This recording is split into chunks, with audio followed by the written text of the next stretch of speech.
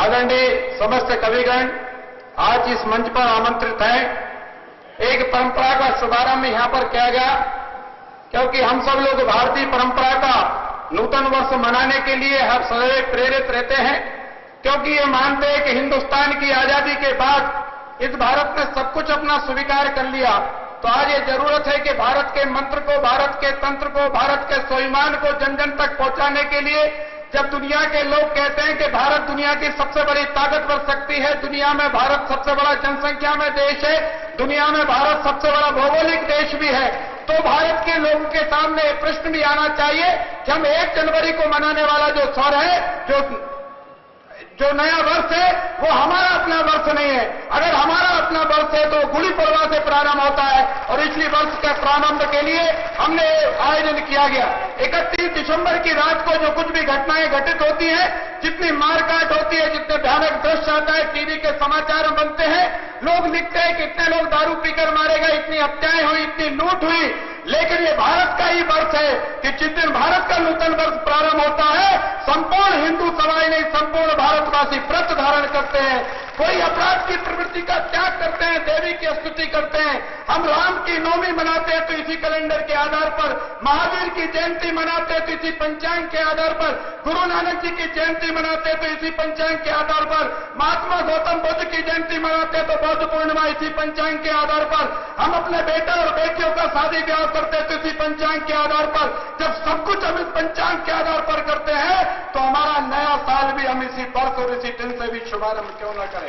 और इसलिए हम सबको आह्वान करते हैं कि यह कार्यक्रम किसी राजनीतिक मंच का नहीं है, जिसके अंदर भारतीय होने का स्वाभिमान है, जो अपने आप को भारत माता की संतान कहता है, ऐसे तमाम लोगों को आमंत्रित करते हैं कि उठो नौजवानों, अगर भगत सिंह की कुर्बानी देश को आजादी दे गई तो आप सबके सहयोग से ये स्वतंत्रता की संस्कृति के दीवाने भी पर्व मनाने के लिए झूम पड़े। आप और हम सब आगे आए। आज हम सबके बीच में एक और पवित्र है कि हमने आजादी के 100 वर्ष का एक प्रथम स्वतंत्रता संग्राम 1857 में लड़ा है, जिसमें झांसी की रानी लक्ष्मीबाई, मंगल पांडे, तात्या टोपे, बहादुर शाह जफर, अनेक सेनानी, अनेक सैनिक, अनेक भारत के योद्धा मातृभूमि के सेवा के लिए कुर्बान हुए। हम उन वीरों को नमन करते हैं, साथ में हम भगत सिंह को भी नमन करते हैं, जिनके जन्म को भी आज 100 वर्ष पूरे होने जा रहे हैं। हम इनके कारण आज आजाद हैं, हम इसके कारण आज नया साल मनाने जा रहे हैं, हम इनकी कुर्बानी के कारण आज चौराहे पर बैठकर हम अपने मन की बात, अपने मन की विता,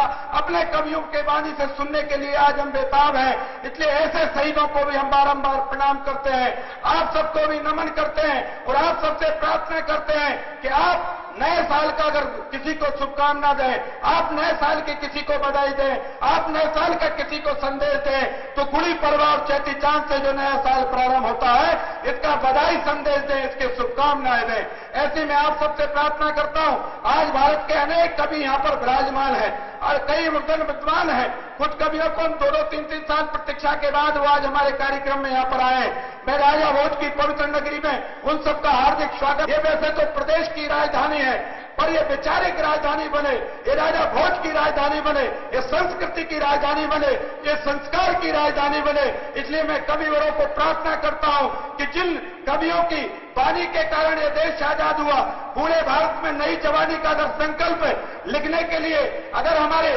वीरों की कुर्बानी हुई, खूब लड़ी मर्दानी, वो तो झांसी वाली रानी है, अगर ये संकल्प जन जन तक पहुंचाने का काम हमारे कवियों ने किया है, तो आज मैं कवियों को आमंत्रित करता हूं, प्रार्थना करता हूं कि हम सब कुछ भी करें, हंसाएं, गुलगुलाएं, पर भारत माता की प्रार्थना का गीत गाने से वंचित न हो जाए। ये प्रार्थना इसलिए मैं करना चाहता हूं कि जो कुछ भी है, मां का वैभव अगर रहेगा, मां का अगर शौर्य रहेगा, ये दीप चलता रहेगा तो दुश्मन सीमा पार नहीं करेगा। अगर ये दीप बुझ जाएगा तो दुश्मन हमला कर देगा, दुश्मन आगे बढ़ जाएगा। इसलिए इस दीप को जलते रहना है, इस दीप की वंदना करना है। मैं आप सबको बहुत बहुत बधाई देता हूं, बहुत बहुत धन्यवाद देता हूं। और भारतीय परंपरा का नूतन वर्ष आपके अपने परिवार के लिए, आपके अपने मित्रों के लिए, संपूर्ण मध्य प्रदेश के लिए, संपूर्ण हिंदुस्तान के लिए मंगलकारी हो और यशस्वी हो, इसी प्रार्थना के साथ भगवान से और भारत माता से प्रार्थना करता हूं।